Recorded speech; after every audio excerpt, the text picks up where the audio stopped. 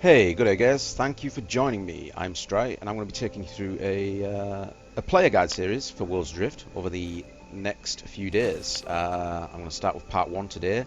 I'm going to cover basic movement and some basic resource gathering as well. So yeah, beaters out, hype, here we go. So when you first spawn in, you're going to spawn in one of those things. Now, as you can see, this island has 3, I believe, and these are respawn chambers. This is where you'll respawn when you die until you register on a respawn disc, and I'll cover respawn discs and respawning in a future video. But yeah, for now, all you need to worry about is you're going to spawn inside one of these, and at first you might be like, how the hell do I get out of this? So what you need to do when you're inside it, you want to grapple up onto the ledge, because you will spawn down here. So yeah, right click to grapple. The grapple will attach wherever you're pointing your cursor. Right click to grapple, and then you want to hold shift to reel yourself in, and that will pull you up onto the ledge, and then you can release the grapple with right mouse button once more. Now you can also, if you're not particularly adept with the grapple, though I would recommend getting half decent with it. It is pretty much the your bread and butter, as it were. It's one of the main tools of the game. But if you want to, you can also climb out. Or apparently I can't. There we go. Climbing's a little bit buggy. It's an early implementation of it, so as you can see, sometimes you will take damage if you do it wrong. But yeah, you walk up to pretty much any vertical, any vertical wall or cliff in the game. Press Q, the Q key, and you will be able to climb. It's slower than the grapple.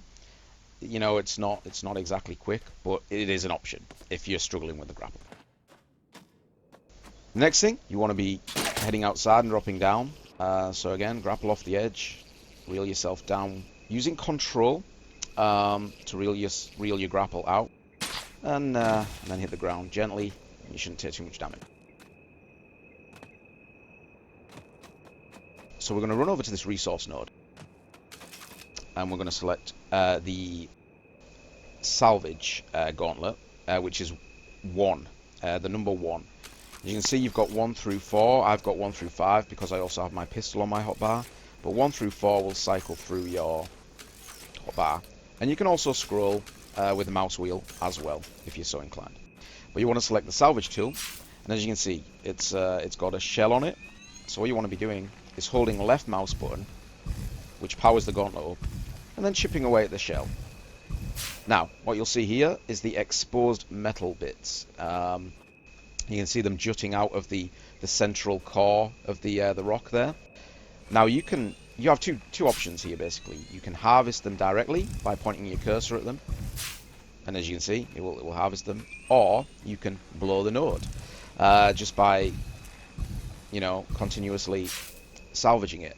What happens when you blow the node is all the metal pieces are then released, and it can sometimes make for somewhat easier harvesting. And also there's an Atlas stone in this rock here, Atlas shard. To pick that up, you press E on it. You don't actually salvage it. You have to press E to pick those up. So yeah, that covers harvesting, farming a node. I've got a little bit of a frame rate dip on this island there. Sometimes that does happen as you cross Fs in boundaries. But yeah, that covers harvesting nodes on flat ground. What happens when it comes to harvesting a node on the side of a cliff or the underneath of an island?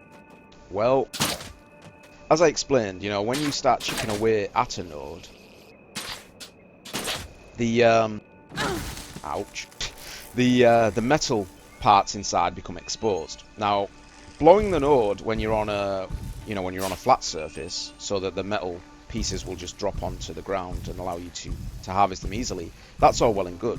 But on the side of an island, what's going to happen is, if you blow the core, you keep salvaging this big chunk here, and you'll see it taking damage as I do that. Give me a sec.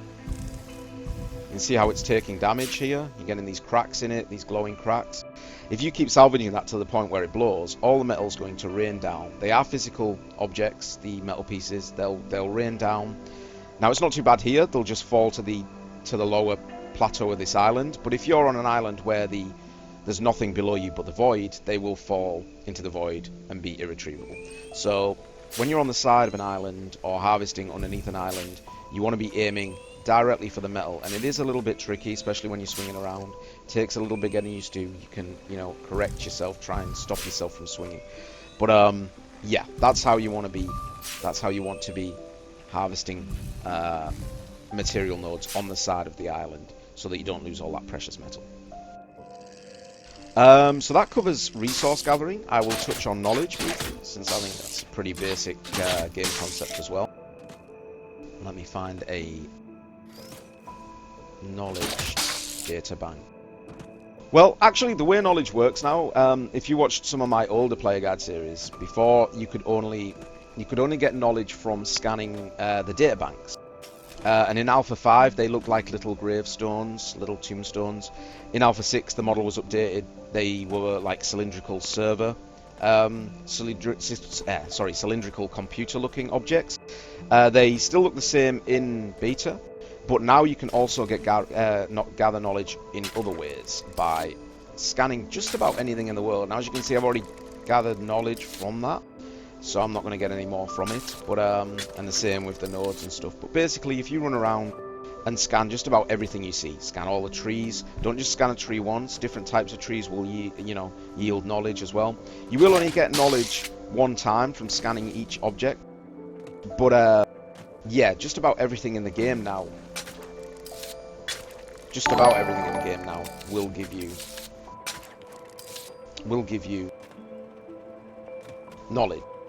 And excuse the background noise there. It was because I've got my Twitch open and someone just started hosting me, I believe. I'm not sure what that was. Anyway, back to the video. I should have closed my Twitch before I started recording this. Apologies about that. But yeah, so they will yield varying amounts of knowledge. Not a great deal. Usually between like 1 and 4. I think I've sort of got from scanning stuff like that. But you will also find the knowledge data banks, which are the cylindrical looking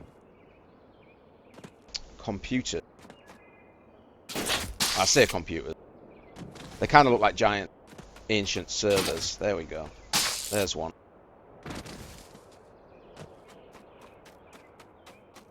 So again, what you want to do, press... Oh shit! Did I forget to say? Press 4 to use your forge scanner. Sorry guys. So yeah, to scan you need to press 4. It's not the salvage tool.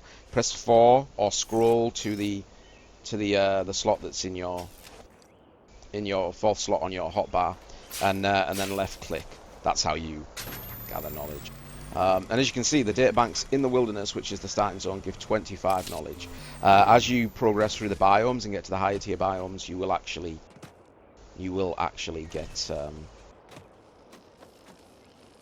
get more knowledge. Certain ship parts and stuff looks like they don't grant knowledge, but yeah, a lot of the island stuff like rocks, trees, that kind of thing, metal nodes, they all yield knowledge. So pretty cool. Makes it a lot easier rather than just having to run around and find the data banks. So that about wraps up this vid. I'm going to touch on a lot of the more advanced topics in future videos, and I'll be recording this series over the next sort of week or so.